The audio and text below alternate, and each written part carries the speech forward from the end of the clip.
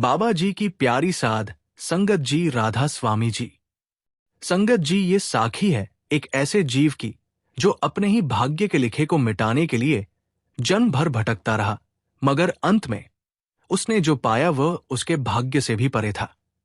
ये साखी है उस अटल सत्य की जिसे सुनकर मनुष्य का रोंगटे खड़े हो जाते हैं और आंखों से अश्रुओं की धारा बहने लगती है। ये साखी है भाग्य के उस लिखे को मिटाने की कोशिशों की जो कभी मिटता नहीं बल्कि पलट जाता है सद्गुरु की कृपा से। बैठ जाओ धीरज से और मन की सारी बेचैनी को एक तरफ रख दो, क्योंकि आज जो सुनोगे वो तुम्हारे जीवन का आधार बन सकता है। मेरी संगत से विनती है कि इस साखी को अंत तक जरूर सुने और कमेंट बॉक्स में राधा स्वामी जी जरूर लिखें। संगत जी एक गांव था, एक छोटा सा हरियाली से भरपूर, और वहां रहता था एक युवक जिसका नाम था गोपाल। गोपाल के माता पिता उसे बहुत प्यार करते थे, मगर गांव वाले उसे अलग नजरों से देखते थे, क्योंकि गोपाल के जन्म के समय एक साधु पुरुष ने भविष्यवाणी की थी कि ये बालक बड़ा होकर बहुत दुखी होगा और इसके भाग्य में अभाव ही अभाव लिखा है। गांव के लोगों ने ये बात गोपाल के कानों में कभी न डाली, मगर गोपाल की मां का हृदय इस बात को जानता था और वो हर दिन सद्गुरु से प्रार्थना करती कि हे सद्गुरु, मेरे बेटे के भाग्य का लेखा बदल दो। संगत जी गोपाल बड़ा हुआ तो उसने देखा कि उसके साथ के सभी लड़के खेलते हैं, हंसते हैं, मगर उसके मन में हमेशा एक उदासी छाए रहती है। वो समझ नहीं पाता था कि ये उदासी कहां से आती है। उसके पास खाने को था, पहनने को था, मगर मन में एक खालीपन था जो कभी भरता न था। गोपाल के पिता किसान थे और उनके पास अपनी जमीन थी, मगर फसल कभी अच्छी नहीं होती थी। कोई न कोई बीमारी फसल में लग जाती, या बारिश कम हो जाती, या फिर ओले गिर जाते। संगत जी गोपाल ने जब थोड़ी समझ आई तो उसने ठान लिया कि वो अपनी मेहनत के बल पर सब कुछ बदल देगा। वो सुबह उठकर खेतों में चला जाता और शाम तक मेहनत करता, मगर परिणाम कुछ न निकलता। एक बार उसने सोचा कि खेती छोड़कर कोई और काम करूं, तो वो शहर चला गया। वहां उसने एक दुकान पर काम शुरू किया। मालिक उससे खुश था, मगर कुछ दिनों बाद ही मालिक की दुकान में चोरी हो गई और सबको शक गोपाल पर हुआ। भले ही बाद में सच सामने आया, मगर गोपाल का मन टूट गया। संगत जी वो वापस गांव लौट आया और अब उसने सोचा कि शादी कर लूंगा तो शायद जीवन संवर जाएगा। गांव के ही एक किसान की बेटी से उसकी शादी हुई। नाम था उसका राधिका। राधिका बहुत सीधी सादी और प्यारी थी। गोपाल ने सोचा अब तो सब ठीक हो जाएगा, मगर शादी के 1 साल बाद ही राधिका बीमार पड़ गई और उसने दम तोड़ दिया। गोपाल के सिर से सुख का सारा आसमान गिर गया। वो समझ ही नहीं पाया कि उसके साथ ऐसा क्यों हो रहा है। संगत जी अब गोपाल पूरी तरह टूट चुका था। वो घर से बाहर निकलता तो लोग उसे देखकर सिर हिलाते और कहते यही वो लड़का है जिसके भाग्य में दुख ही दुख लिखा है। कोई इसे हाथ न लगाए वरना इसका दुख चिपक जाएगा। गोपाल ने ये बात सुन ली तो उसे समझ में आया कि उसके जीवन में जो कुछ हो रहा है वो उसके भाग्य का लिखा है। अब उसने ठान लिया कि वो इस भाग्य को मिटाकर ही रहेगा। संगत जी वो गांव के एक बूढ़े आदमी के पास गया जो तंत्र मंत्र जानता था। उसने कहा, बाबा मेरा भाग्य ऐसा है कि सब छिन गया, मुझे कुछ ऐसा करो कि ये लिखा मिट जाए। बूढ़े ने कहा, बेटा भाग्य का लिखा कोई मिटा नहीं सकता, मगर गोपाल नहीं माना। उसने कई साधु संतों के चक्कर लगाए, कई तीर्थों की यात्रा की, कई व्रत किए, मगर कहीं से उसे शांति न मिली। हर जगह से वो खाली हाथ और निराश लौट आया।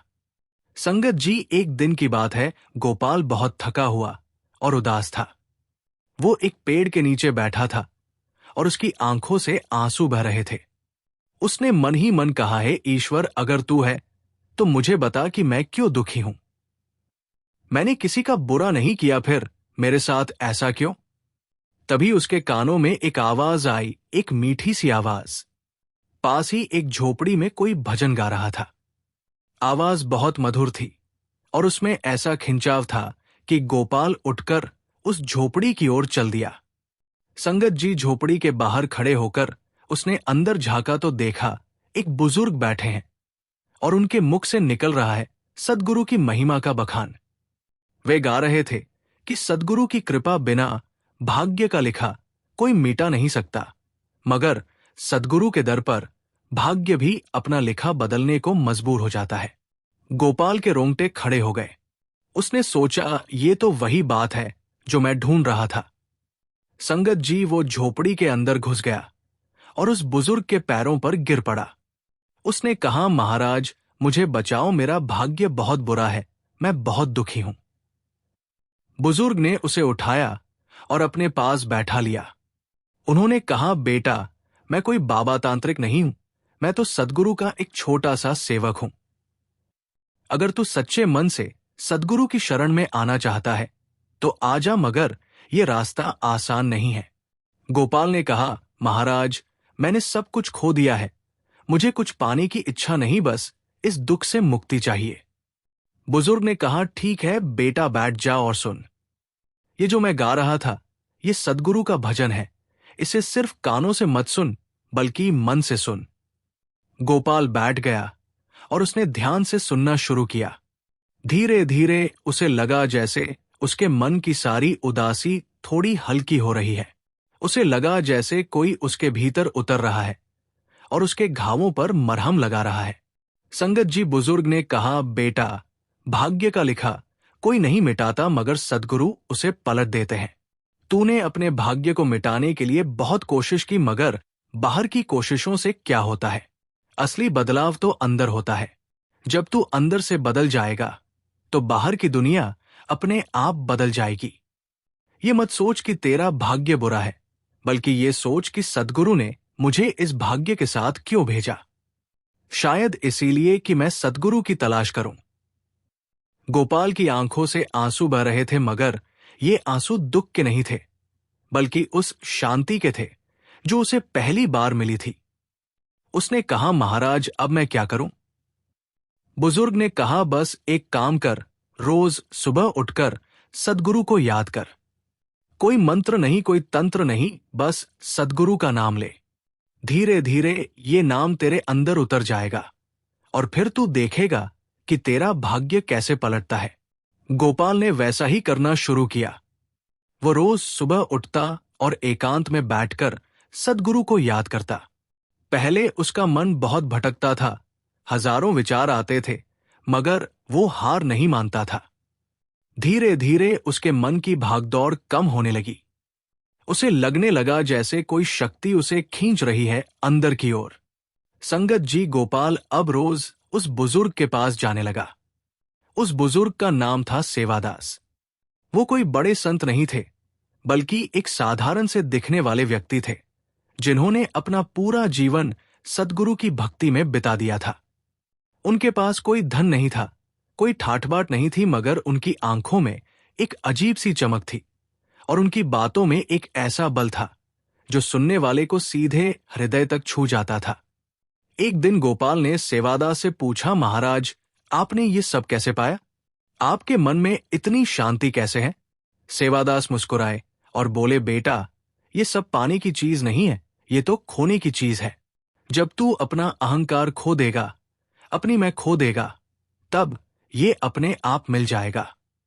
मैंने भी एक समय बहुत दुख देखा, बहुत संघर्ष किया, मगर जब सद्गुरु की कृपा हुई तो सब दुख सुख में बदल गया।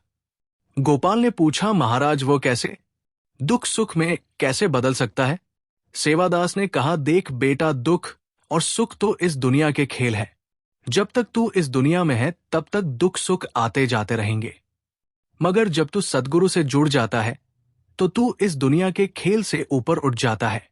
फिर तुझे दुख भी सुख लगने लगता है, क्योंकि तू जान जाता है कि ये सब सद्गुरु की मर्जी से हो रहा है। गोपाल को ये बात समझ में आने लगी थी, मगर अभी भी उसके मन में कई सवाल थे।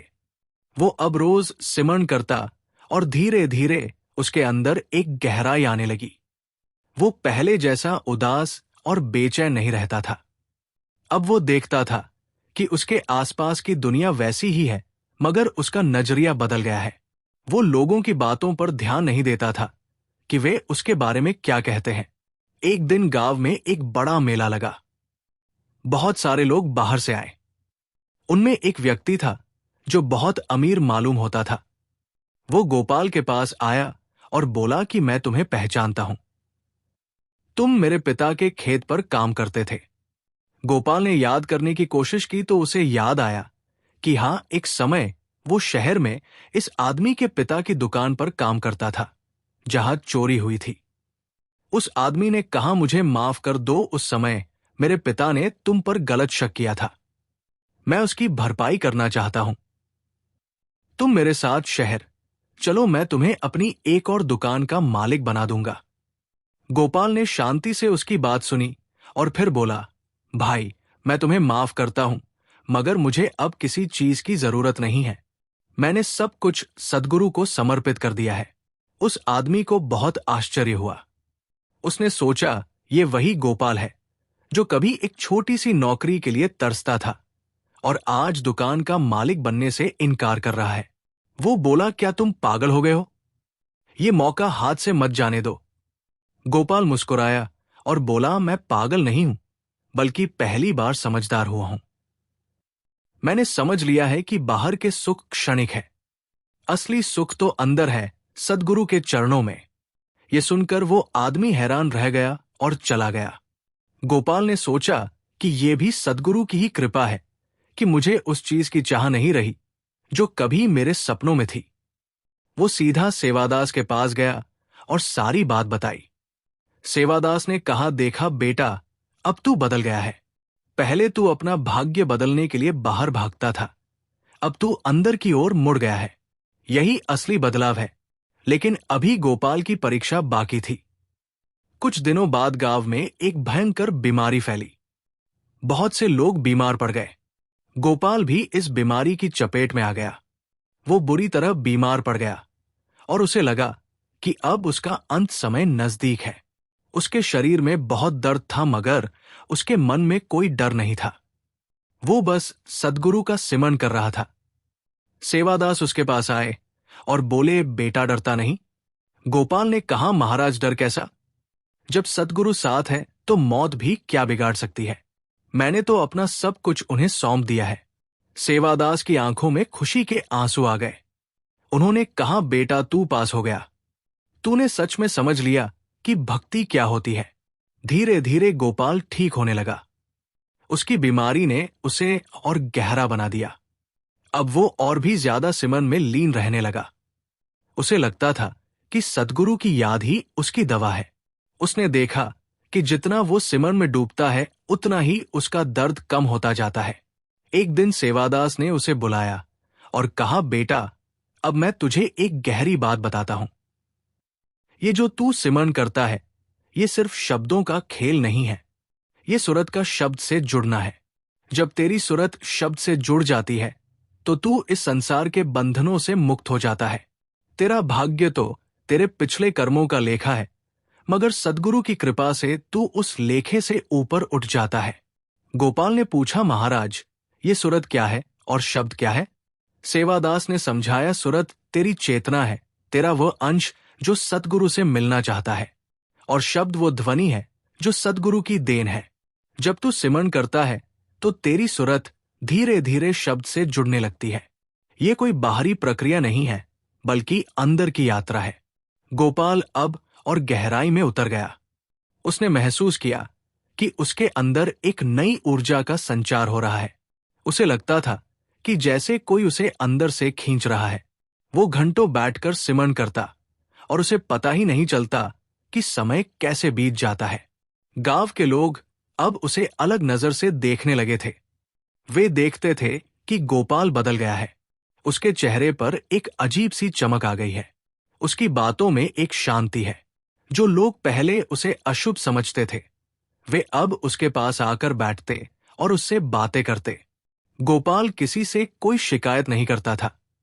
वो सबको सद्गुरु की महिमा बताता और सिमरन करने को कहता।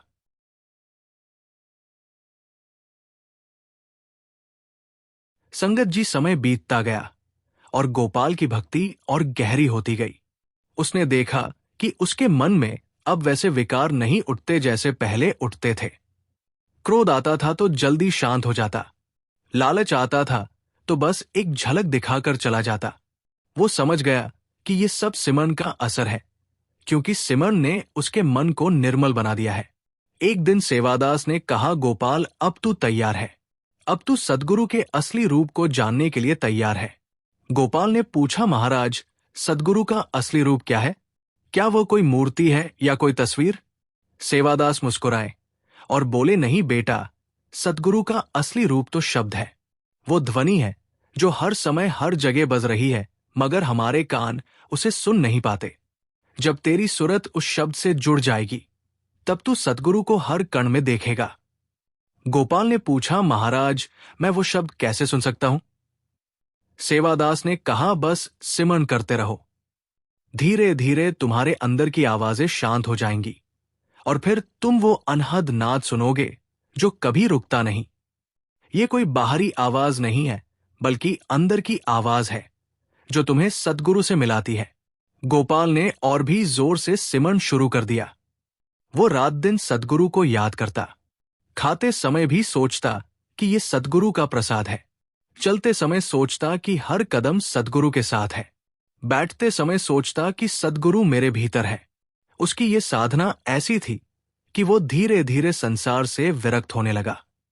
एक रात की बात है, गोपाल बैठा हुआ सिमरन कर रहा था। रात बहुत गहरी थी और चारों तरफ सन्नाटा था। अचानक उसे लगा कि उसके भीतर कुछ घट रहा है। उसे एक अजीब सी रोशनी दिखाई दी। वो रोशनी बाहर नहीं थी, बल्कि उसके भीतर से उठ रही थी। उसे एक मीठी सी आवाज सुनाई दी। वो आवाज ऐसी थी जैसे कोई बीन बज रही हो। वो आवाज उसे बहुत प्यारी लगी। गोपाल डरा नहीं, बल्कि उस आवाज में खो गया। वो उस आवाज के साथ एक हो गया। उसे लगा जैसे उसका शरीर अलग हो गया है और वो सिर्फ वो आवाज है। ये अनुभव कितनी देर तक रहा उसे पता नहीं चला। जब वो वापस आया तो सुबह हो चुकी थी। उसने देखा कि उसकी आंखों से आंसू बह रहे हैं। ये आंसू खुशी के थे। वो दौड़कर सेवादास के पास गया और सारा वृत्तांत सुनाया। सेवादास बहुत प्रसन्न हुए। उन्होंने कहा, बेटा, सद्गुरु ने तुझे अपना दर्शन दिया है। ये बहुत बड़ी कृपा है। अब तू सच में धन्य हो गया। गोपाल ने पूछा, महाराज, क्या यही वो शब्द है जिसके बारे में आपने बताया था? सेवादास ने कहा, हाँ बेटा, यही है। ये शब्द ही सद्गुरु का असली रूप है। अब तू इसी में लीन रहा। गोपाल का जीवन अब पूरी तरह बदल गया था। वो पहले जैसा दुखी गोपाल नहीं रहा था। अब वो एक ऐसा इंसान था जिसने सद्गुरु के चरणों में अपना सब कुछ समर्पित कर दिया था। उसे अब किसी चीज की चाह नहीं थी, न धन की, न मान की, न यश की। वो बस सिमरन में मग्न रहता। गांव के लोग उसे देखते तो हैरान होते। वे सोचते कि ये वही गोपाल है जिसे कभी सब अशुभ मानते थे। आज उसके चेहरे पर ऐसी शांति है जैसे किसी संत को होती है। लोग उसके पास आने लगे। वे उससे सद्गुरु के बारे में पूछते। गोपाल उन्हें समझाता कि सद्गुरु कोई बाहर नहीं है, वो तो तुम्हारे अंदर ही है। बस उसे पहचानने की जरूरत है। सिमर ही वह रास्ता है जो तुम्हें उससे मिलाता है। गोपाल अब सेवादास की तरह ही रहने लगा। उसने अपनी जमीन जायदाद सब कुछ गांव के गरीबों में बांट दिया और खुद एक छोटी सी झोपड़ी में रहने लगा। उसके पास कुछ नहीं था, मगर उसे लगता था कि उसके पास सब कुछ है, क्योंकि सद्गुरु उसके साथ है। एक दिन गांव में एक बड़ा संकट आया। भयंकर सूखा पड़ा। फसलें सूख गई। पशु पक्षी तड़पने लगे। लोग परेशान थे। वे गोपाल के पास आए और बोले, गोपाल, तुम सद्गुरु के भक्त हो, हमारे लिए कुछ करो। गोपाल ने कहा, मैं कुछ नहीं कर सकता, मगर सद्गुरु सब कर सकते हैं। तुम सब सिमरन करो, सच्चे मन से सद्गुरु को याद करो। गांव वालों ने गोपाल की बात मानी और सबने मिलकर सिमरन शुरू किया। कुछ ही दिनों में आसमान में बादल छा गए और मूसलाधार बारिश हुई। गांव बच गया। लोग समझ गए कि ये सद्गुरु की ही कृपा है। उनकी श्रद्धा और गहरी हुई। संगत जी अब गोपाल की ख्याति दूर दूर तक फैल गई। लोग दूर दूर से उसके दर्शन को आते। मगर गोपाल के मन में कोई अहंकार नहीं आया। वो पहले की तरह सादगी से रहता। वो जानता था कि जो कुछ हो रहा है वो सद्गुरु की मर्जी से हो रहा है। वो तो बस एक निमित्त है। संगत जी वर्षों बीत गए।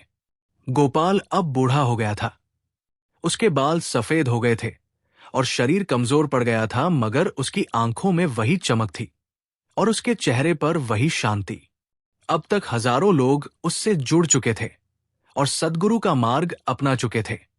एक दिन गोपाल ने महसूस किया कि अब उसका भी समय आ गया है। उसने अपने पास बैठे शिष्यों से कहा, बच्चों, आज मैं तुम्हें आखिरी बात बताता हूं। मैंने जीवन में बहुत दुख देखे। मैंने भाग्य को कोसा। मैंने उसे मिटाने की कोशिश की, मगर असली बात तो यह है कि भाग्य का लिखा मिटता नहीं, बल्कि सद्गुरु की कृपा से पलट जाता है।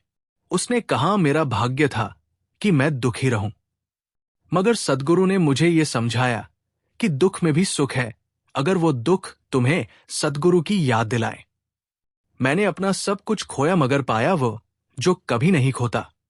मैंने पाया सद्गुरु का नाम। उसने कहा, तुम सब याद रखना, सद्गुरु कोई मूर्ति नहीं है, कोई तस्वीर नहीं है। वो तो शब्द है, वो नाद है। उसी शब्द में लीन हो जाओ। सिमरन करो, सुरत को शब्द से जोड़ो। यही सबसे बड़ी साधना है, बाकी सब बाहरी दिखावा है। गोपाल ने अपनी आंखें बंद की और सिमरन में लीन हो गया। उसके शिष्य चुपचाप बैठे देखते रहे। धीरे धीरे गोपाल की सांसें धीमी पड़ने लगी। उसके चेहरे पर एक अद्भुत प्रकाश फैल गया। फिर एक पल आया जब उसकी सांसें रुक गई। उसका शरीर ठंडा पड़ गया, मगर उसके चेहरे पर वही मुस्कान थी। गोपाल ने ये शरीर छोड़ दिया। उसके शिष्यों ने उसे वही उस झोपड़ी के पास समाधि दी जहां उसने जीवन भर सिमरन किया था। आज भी लोग उस समाधि पर जाते हैं, मगर वे फूलमाला नहीं चढ़ाते। वे वहां बैठकर सिमरन करते हैं, क्योंकि उन्होंने गोपाल से सीखा था कि असली पूजा सिमर है। गोपाल की कहानी आज भी उस क्षेत्र में गाई जाती है। लोग उसे एक मिसाल के तौर पर याद करते हैं कि कैसे एक व्यक्ति ने अपने भाग्य को कोसना छोड़कर सद्गुरु की शरण ली और उसका जीवन बदल गया। वे गाते हैं कि भाग्य का लिखा कभी नहीं मिटता, मगर सद्गुरु की कृपा से वो लिखा ऐसा पलटता है कि दुख भी सुख बन जाता है और हर पल सद्गुरु की याद में बीतता है। ये साखी यही समाप्त नहीं होती। ये तो उन सभी के लिए एक प्रेरणा है जो अपने भाग्य से लड़ रहे हैं। याद रखो, तुम्हारा भाग्य चाहे जैसा भी हो, सद्गुरु की कृपा से वो बदल सकता है, मगर उसके लिए बाहर मत भागो। अंदर की ओर मुड़ो, सिमरन करो, सुरत को शब्द से जोड़ो। यही एकमात्र रास्ता है। यही सबसे बड़ा सत्य है। यही सद्गुरु की असली देन है। तो आज से तुम भी अपने मन में ये बात बिठा लो कि चाहे कितने भी दुख आए, चाहे कितनी भी मुश्किलें हो, तुम सद्गुरु का साथ कभी मत छोड़ना। उनकी याद ही तुम्हारी असली पूंजी है। उनकी याद ही तुम्हारा असली सहारा है। बस यही एक सच है, बाकी सब मिथ्या है। संगत जी, अगर आपको हमारी ये साखी अच्छी लगी हो तो कमेंट बॉक्स में राधा स्वामी जी जरूर लिखें और इस वीडियो को अपने दोस्तों और सत्संगी भाइयों के साथ जरूर शेयर करें। राधा स्वामी जी।